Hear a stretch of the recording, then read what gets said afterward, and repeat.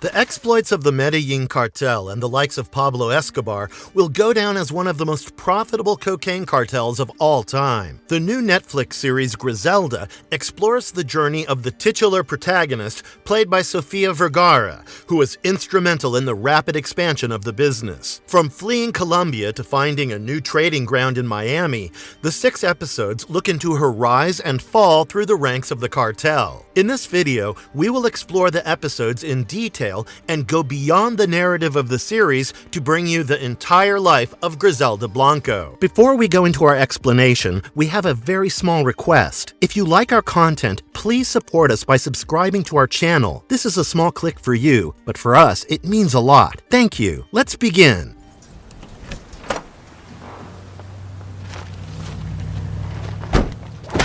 Griselda's rise through a difficult and traumatic childhood. Although the Netflix series chooses to ignore the events of her childhood that created the feared and ruthless cocaine godmother, her formative years might have been crucial in shaping her character. She was born in Cartagena, Colombia in the year 1943. And her early life was far from a normal childhood. She moved to Medellin along with her mother when she was very young, and it's believed that her introduction to the criminal underworld happened very early. The socio-economic and political situation of Medellin during these years is known to all, and Griselda is said to have kidnapped someone for ransom at the tender age of 11. She also worked as a pickpocket to sustain herself, and some reports even suggest that she was forced to engage in prostitution briefly to support herself after running away from her family because of physical abuse from her mother's partner. Griselda herself, however, has always denied these allegations. Her introduction to the drug business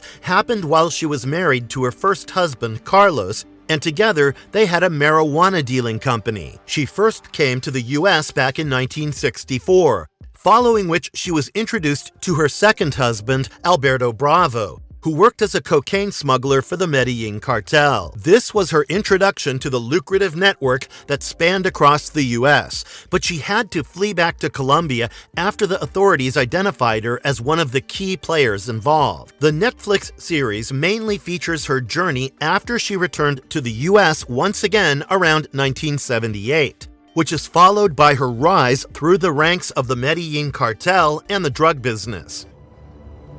Griselda. How does the Netflix series capture her life? The Netflix series is largely focused on the prime of her life in the drug business. It skips the major details of her childhood, and it also ends after she is in prison. Let us take you through the series as the major events in Griselda Blanco's life unfold with each of the 6 episodes.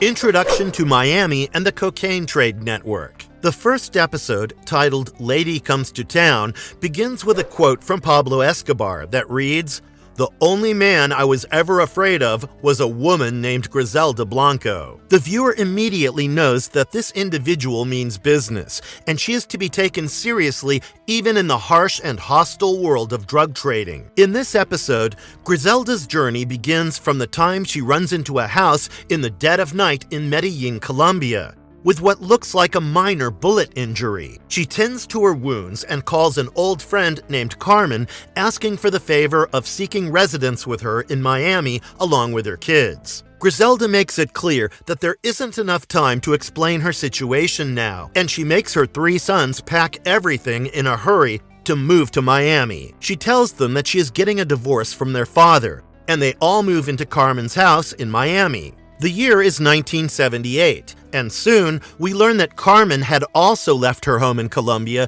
to escape her life as a mob wife. She has a travel agency and offers a job to Griselda, who readily agrees, even suggesting that she has left behind the life of drugs and illegal business. But it is revealed that Griselda has a hidden stash of 1 kilogram of cocaine from Colombia in her bag. She connects with an old acquaintance, Arturo, and wants him to find someone who can sell the drugs. A local dealer named Amilcar is soon introduced, and Griselda uses her new friend Johnny to get an audience with him. Unfortunately, Amilcar is not interested in such a small amount of cocaine.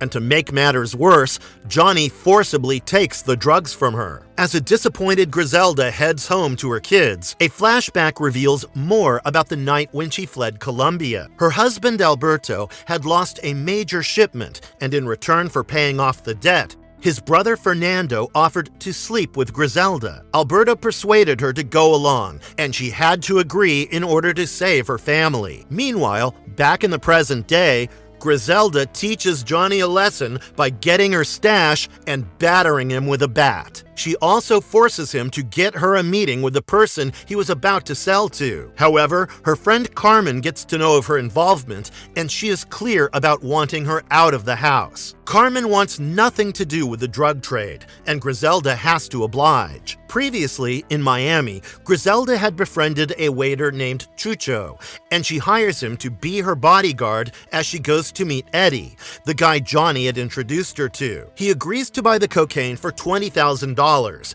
but their deal is interrupted when Amilcar's men attack them and start killing Eddie's men. They take the cocaine, and Griselda is advised to go back home. As she counts her money in the car, another flashback takes you to the fateful night in Colombia when she was forced to sleep with her husband's brother. After the ordeal, a fight broke out between her husband Alberto and her. He accused her of enjoying her time with his brother, and in a fit of rage, she shot him dead. One of his men shot back at her, which led to her bullet injury that we saw in the first scene. The very first episode highlights the persuasive nature of Griselda as she goes back to Amilcar and strikes a deal with him after he likes her superior product. She further convinces him to make her the new supplier for his new territory and promises to be a capable lady for the job. The episode ends as Griselda embraces the new challenge of doubling his orders, and the series makes it clear that the rise of Griselda Blanco through the underworld ranks has only just begun.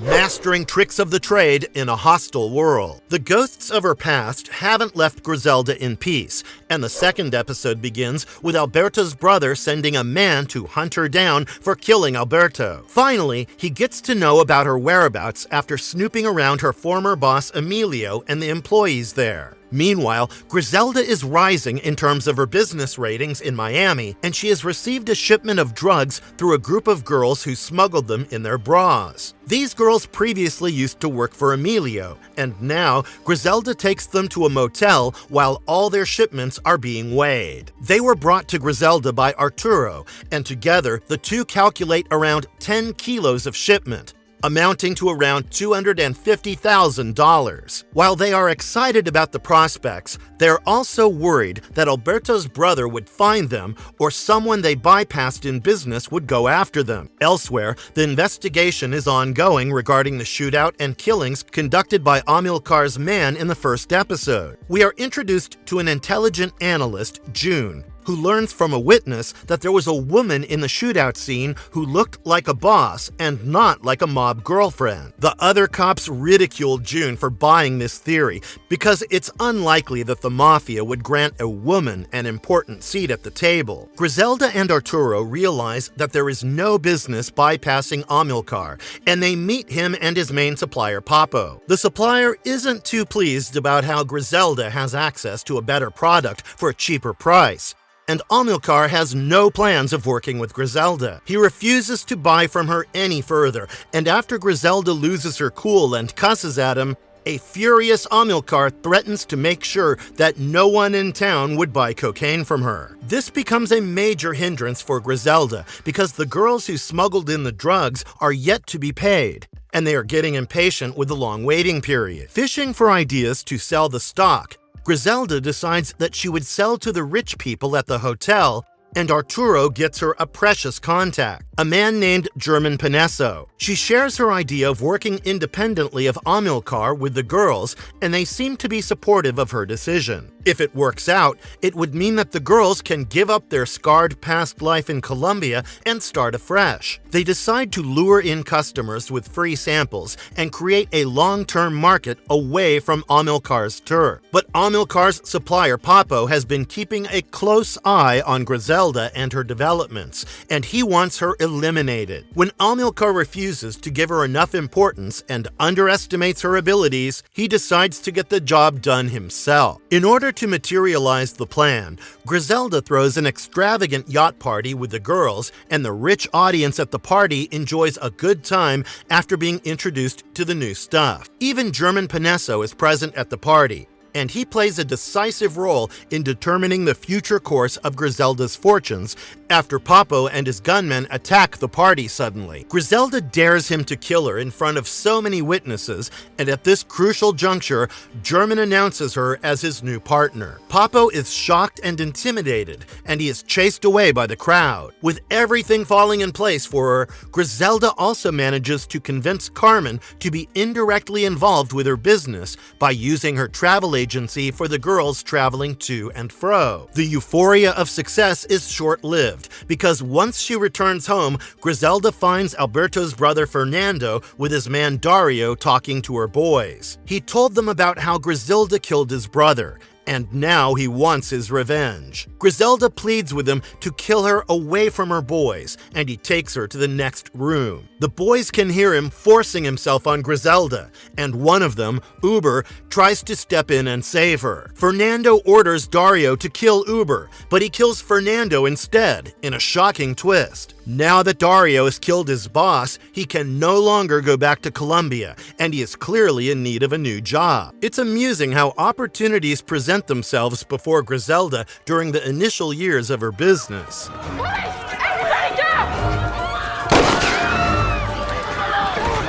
Episode 3. Mutiny. Too many twists in Griselda's rise. 3 months have passed since the events of the last episode, and Griselda's business has grown leaps and bounds in the meantime. She lives in a mansion with the girls, and they all have a comfortable life. One of her sons, Ozzy, is still traumatized by what followed Fernando's attack, and Griselda tries her best to cheer him up in a new environment. Things take a serious turn when one of her men, Danny, is brutally attacked by a rival group. The one responsible is Papo, who hasn't forgotten the humiliation handed out to him before. Besides, he is wary of Griselda replacing him as the main supplier of Amilcar so soon, and he takes various steps to sabotage her business. Griselda orders Dario to protect Danny until the situation is settled, and she soon realizes that her meteoric rise hasn't gone unnoticed by other major players in Miami, such as the Ochoa family. Arturo brings her news that a man named Rafa has sought a meeting with her and German on behalf of the Ochoa clan. They assume that the proposal would be to buy her out of business, and Arturo suggests that it might be the perfect opportunity to take the rewards offered and leave the risky life behind. Even Griselda's boys are happy with the possibility, and they start planning their life after selling off their share of the drug trade. Meanwhile, the cops are investigating a case where a witness against Amilcar has been killed. June is interrogating one of the witnesses to the shooting, and the witness accidentally slips up and ends up mentioning Amilcar's street name. However, June's superior officer pays no heed to her claims, and he simply orders her to make sure that the witness visits the police station and identifies the killer through various photos of potential subjects. June is so disappointed that she wants to quit the homicide unit and shift to a desk job. On the other hand, there have been a few developments around Griselda. For starters, she has started to enjoy her new status and power, where people around Miami know her as the Godmother. She is also secretly sleeping with Dario, and she relies a lot on him to keep her informed about Rafa and his close circle. When the day of the meeting arrives, she gets the offer of selling off her business for $15 million. But contrary to what she was advised, she refuses the offer. Rafa is furious, and he threatens her and her partner German with dire consequences. He makes it clear that he wants Miami all to himself, with his own team in all the ranks, and he wouldn't tolerate any interference. On the way back, even German is unhappy with her decision. But Griselda convinces him that they will make a lot more than $15 million in the time to come. Arturo is worried that the majority of the dealers might go for Rafa's offer given his power and reputation, and things are about to get heated up very soon. What follows is a desperate attempt by Griselda to unite the dealers against Rafa's deal. But Papo is also involved in the mix of things. He tries to influence the dealers by suggesting that they shouldn't trust Griselda or be led by a woman in such a risky business. The dealers are confused, and their indecisiveness is further aggravated by the fact that Amilcar hasn't come to attend the meeting, and he has sent his right-hand man, Rivi, instead. Realizing the delicate situation, Griselda requests Rivi to arrange a meeting with Amilcar immediately, and he drives her to meet him. Amilcar reveals that he is in trouble with the police, and working with Rafa might prove to be beneficial in such conditions. There is a witness out there who can testify against him, and Griselda offers to have the witness killed. She is quite certain that she wouldn't be suspected of killing the witness, who is seemingly unrelated to her, and she sends in Dario and Chucho to have him killed. Dario isn't too happy with her decision, and he doesn't support her murderous ways, but he obeys the orders nonetheless. They kill the witness and his wife, but their toddler is left unharmed. The cops are at the gruesome killing scene the next morning, and even June is there taking care of the baby while they wait for child services. In the meantime, Amilcar is delighted that the case against him has now run into a dead end, and he promises to cooperate with Griselda. He even convinces a majority of the dealers to go against Rafa's offer and work alongside the cocaine godmother. They even plan a mutiny party to celebrate the new beginning. But things take a drastic turn when Amilcar is arrested the same day following a police shootout. It turns out that a previous input by June to sweep the fingerprints off a car helped in convicting Amilcar, and a detective named Diaz invites her to work in a new task force that would handle the drug-related crimes in Miami. The shock of Amilcar's arrest worsens for Griselda when she finds out that her business partner, German, has also backstabbed her and joined hands with Papo. They convince many others to side with Rafa, and a dejected Griselda is comforted by Dario as she plans a neat little revenge to set the scores straight.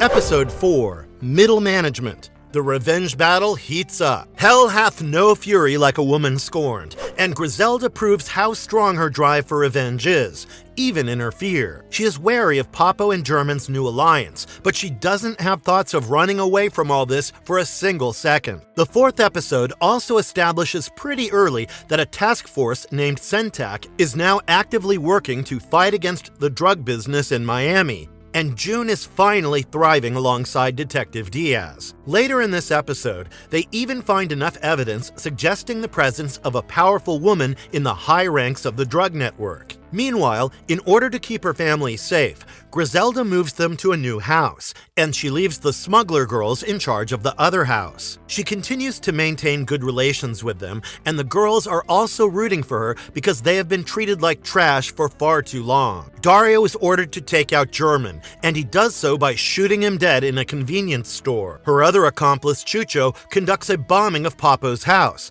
and at this point, Griselda makes no effort to hide her relationship with Dario. Rafa is taking note of all these developments, and he realizes that Griselda has now become a serious headache. He arranges another meeting with her, only to rattle her a bit, and he informs her that Papo is still alive, and it is his father who died in the explosion. He explains that Griselda's new house is almost an impenetrable fortress, and Papo wouldn't dare to attack her there. However, he could very well go for the women in the other house. As a disturbed Griselda orders Dario to rush to check on the house, he finds that they are a little too late to react. Everyone has been killed, and the house has been set on fire by Papo and his men. A grieving Griselda gets a call from Rivi, who offers any help she requires, and she is once again determined to have her revenge. Planning a new line of action to attack Papo and Rafa, Griselda recruits more men into her organization. These men are inspired by her heartfelt speech, and they relate to her struggles because she has risen from nowhere. Although Arturo is hesitant hesitant about the risk involved in these plans, Dario and Griselda manage to convince him. They strike even as Papo and Rafa are still planning an attack on Griselda, and they are taken by surprise. She gets her hands on a huge cocaine stash handled by them, and the incessant attacks by Griselda's men continue until Rafa requests for a ceasefire. These brief victories are working in favor of the cocaine godmother, but Dario and Arturo are worried that the lust for power might get to her head. It is also revealed that Griselda is pregnant, and even though she asks her son Uber to keep it a secret from Dario, he eventually gets to know. He is now even more anxious about the safety of Griselda and the kids. Rafa, on the other hand, is clearly on the back foot, and he seeks help from his girlfriend Marta to get assistance from her cousin and his army in this conflict. He also offers Griselda her territory if she makes peace with him, and even convinces Papo to let go of the violent rivalry. She asks for some time to make a decision, but it is clear by now that Griselda is too driven by her power-hungry nature. She wants to rule over the entirety of Miami, and even Rivi advises her to follow her heart. Even though Dario and Arturo are hesitant,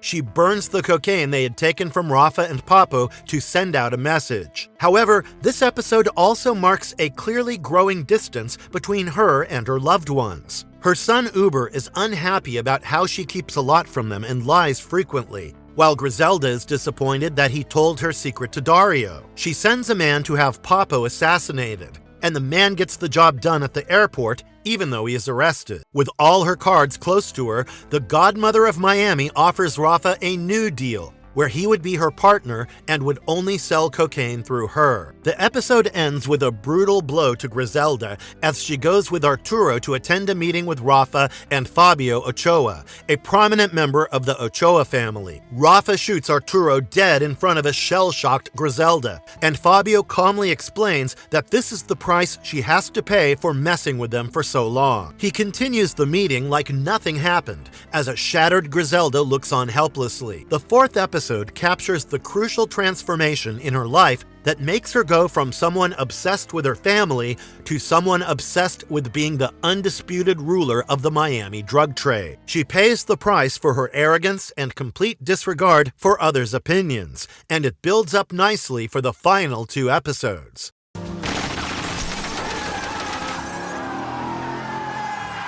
Episode 5, Paradise Lost. The side effects of a meteoric rise. 3 years have passed since the events of the 4th episode, and Griselda now has a son named Michael with Dario. She even got married to him, and she has become the major drug kingpin in Miami. While things seem to be working smoothly for her in the work front, the Syntac has expanded their efforts in tracking down Griselda and plotting her arrest. June and Detective Diaz try to convince the Congress for more funds to keep the department running, and they want to set up surveillance on the stash houses of Griselda that June has managed to trace. They know that they can no longer rely on the Miami Police Department because of the risk of moles in the system, and the Syntac will have to single-handedly deal with the conviction of Griselda. By now, the godmother of Miami has brought in Rivi to directly assist her in business. She even has news that the Syntac is trying to get funding for their future operations, but she dismisses the threats. She has visibly become a lot more arrogant and overconfident, and it shows in her actions. When Rafa introduces her to John Roberts, who is an expert in business and has a lot of influence in South Florida, she humiliates Rafa for trying to teach her how to run the show. The episode also explores the further deterioration in Griselda's personal relationships. There is a lot of growing distance between Dario and her because her husband thinks that she is too influenced by Rivi nowadays. Her son Dixon has become a drug addict, but she is too busy to pay any attention. While things might not be going her way on the personal front,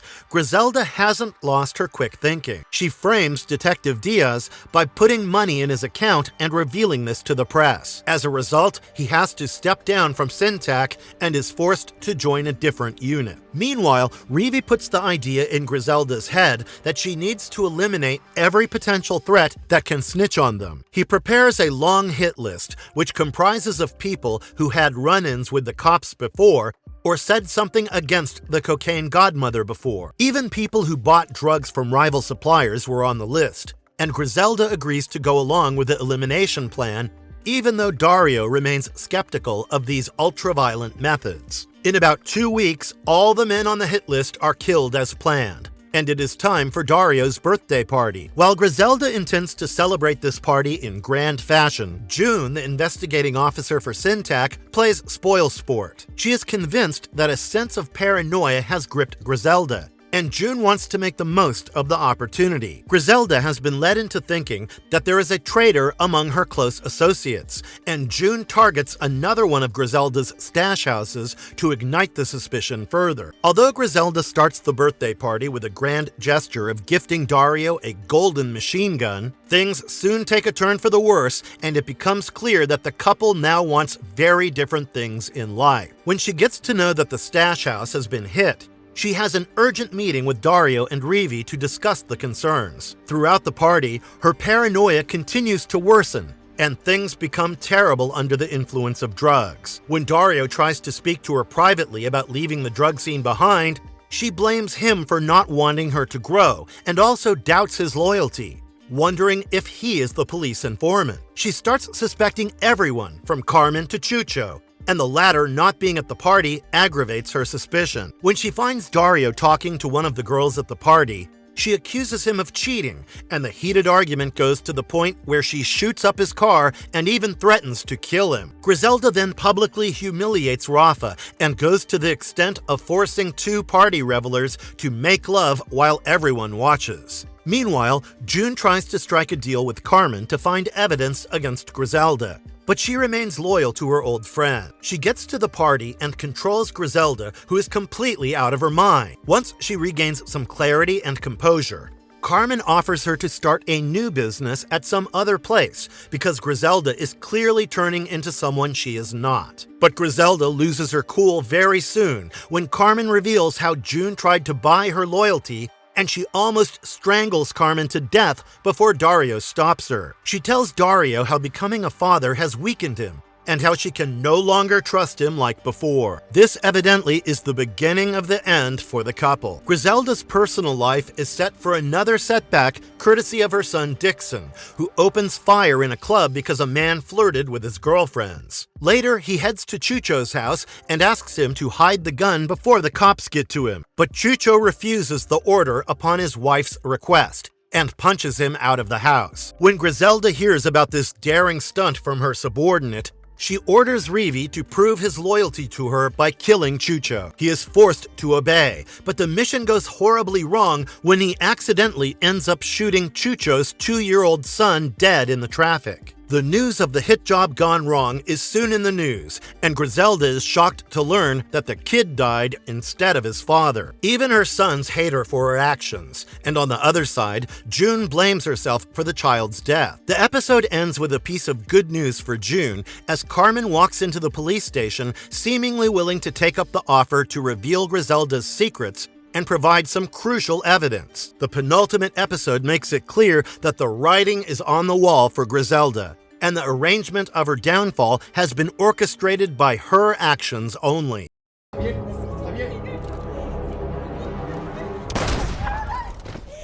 Episode 6. The final nail in the coffin. Rafa's rumored girlfriend Marta from the Ochoa family always had a pretty good relationship with Griselda, despite Rafa's hate for her. The episode begins with Marta and Griselda partying wildly to unwind from the guilt of the killings. Griselda asks Marta to have a talk with Rafa and her cousin so that they would let the past slide, and she promises that Marta would be her partner if she can accomplish the agreement. Marta is excited about the offer, and she climbs onto a sofa to give a speech. However, she is already quite intoxicated, and she slips and falls on a nearby glass table. The fall kills her on the spot, and Griselda is terrified knowing the consequences of this accident. She knows everyone would assume that she killed Marta, and Rafa would come at her for his vengeance. She immediately calls Rivi, who helps her clean up the scene, and they realize that their business with the Ochoas is as good as over. They must run away from this place as soon as possible, and they have to start over at another place away from the threats of the Ochoa family. As a last resort, they steal the cocaine at Marta's house and flee the place. They barely escape Rafa, and Griselda rushes home to take her 3 sons along with her. Amidst this chaos, she gets a call from Dario, who says that he has taken their son Michael and they are never coming back. Griselda is furious, but for now, she leaves Miami with her other sons. Meanwhile, Rafa has made it public that information regarding Griselda's whereabouts would be awarded with $1 million. Griselda doesn't take chances and heads to Long Beach, California. She even tries to mend the broken relationship with her sons and promises to be more transparent with them in the future. As a start, she tells them about her initial plans of how Rivi will try to sell the cocaine in batches and remain under the radar to avoid the Ochoas. After securing enough money, they will move to another location where the chances of them being found will be nil. Griselda also tries calling Dario's mother, but she still cannot fathom where he went with their son. At this point, she simply loses her temper to the extent where she sends men to Dario's house to have him killed and bring back her son. Rafa soon tracks down Rivi by the time he manages to sell the second batch of cocaine. The loyal Rivi makes a desperate attempt to call Griselda to warn her and even robbed a bank in order to get a roll of coins to make the call. It is a disheartening call for both as they say their goodbyes. It almost seems to be the final nail in the coffin of Griselda's career. And soon, Carmen's insights help the police with the drug-related charges against the cocaine godmother. Realizing that her options are running dry and she runs a high risk of being found and killed by Rafa's men or her other rivals, Griselda turns herself in to guarantee her safety. Rivi is given the responsibility of taking care of her boys, and she tries her best to strike a deal with the authorities. There is no direct proof of her involvement in the several murders that she is accused of, and at this point, she is simply serving a sentence for 2 counts of felony and possession of illegal drugs with intent to distribute. June, the investigating officer, comes up with a clever plan, and the cops put out an APB on Rivi for kidnapping Michael from his father. They soon find him and bring him in for robbery and murder charges. When cornered, Rivi reveals that he was ordered by Griselda to kill those people, but it is later revealed that his undying loyalty still holds good. Besides ensuring that her boys are fine, Rivi begins a scandalous affair with his handler, which majorly hinders the case. A phone sex scandal is out in the open, and he can no longer be used as a reliable witness against Griselda. At this point, she is only given a 7-year prison term, and the narrative takes a jump of 7 years just before she is about to be released. June pays her a visit and informs her about how her 3 sons have been killed by her enemies, with Michael being the only survivor, living with Dario's mother. Of course, the charges against her were compounded soon after she was convicted of second-degree murder. But those details have been skipped in the show. The final episode humanizes the intimidating and ruthless drug dealer to some extent. She shows signs of remorse, and she also experiences real pain following the loss of her sons. The narrative doesn't go overboard trying to romanticize or glorify her actions, but it seems like she finally realizes how the lust for power pushed her into becoming a self-destructive monster in the end.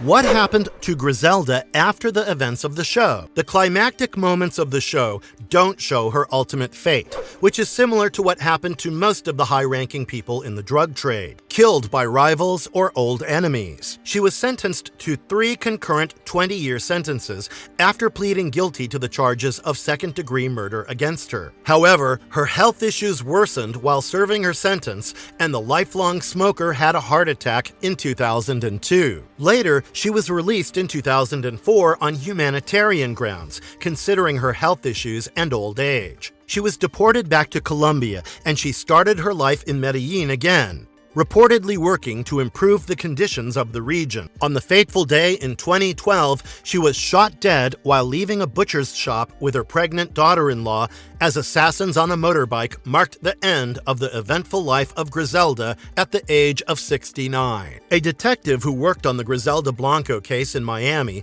suggests that it was only a matter of time before her rivals or old enemies would get to her. and it is surprising that she wasn't killed sooner following her release from jail. It is only a matter of time before the people you antagonize in this line of business settle their scores. And Griselda had been responsible for far too many killings and became a rival to too many notorious and influential people. Johnny, when he finds out. How accurate is the Netflix depiction of Griselda Blanco? One of the first questions that concern the viewer while enjoying a real-life crime drama is the accuracy of the narrative. And this Netflix series also faces similar scrutiny. Of course, the series has to take certain creative liberties to keep things more interesting, but according to the makers, they tried their best to retain the authenticity of the real-life events. To keep things as close to reality as possible, the showrunners used the help of Detective June Hawkins, who works as a consultant for the show with her experienced inputs. However, according to various news reports, certain things probably happened differently than what was shown in the series. For instance, Marta's death is said to be directly orchestrated by Griselda, and in all likelihood, it didn't go down as shown here. Besides, there are questions regarding whether or not Rafa really dated Marta, because some reports suggest that he was against Griselda purely for business purposes, and not for any personal vengeance. The series also takes some creative liberty for the depiction of some of Griselda's associates and their stories, probably to add more of a cinematic effect. Even the details of her actual arrest are slightly different from the plot of the show. Her last surviving and youngest son, Michael, has already sued the streaming platform over the disrespectful portrayal of his mother, and also for not giving him his dues for using parts of his narrative in various interviews. Marvelous verdict. A feared character rejuvenated through brilliant performances and storytelling. While the accuracy of some of the events shown in the Netflix series might be questionable, the high ratings are proof of the popularity that the show has enjoyed so far. A large part of the brilliance of Griselda is due to some terrific acting performances from the likes of Sofia Vergara in the titular role. She might not look very similar to the real-life character, but she certainly makes the portrayal as realistic and terrifying as possible. The narrative is also boosted by how the creators have managed to sustain the suspense across the 6 episodes. The rise and fall of the notorious drug lord takes you through some of the turning points of her life, and the storytelling is sure to keep you on the edge of your seats. Overall, Griselda is a show definitely worth your time, in spite of all the controversies that surround the series. Do leave your views on the Netflix series in the comments below, and tell us what you think of Griselda Blanco and her impact on the drug business conducted by the Medellin cartel. Also, let us know which one of the characters in the show intrigued you the most, so that we can bring you their entire life story in another video.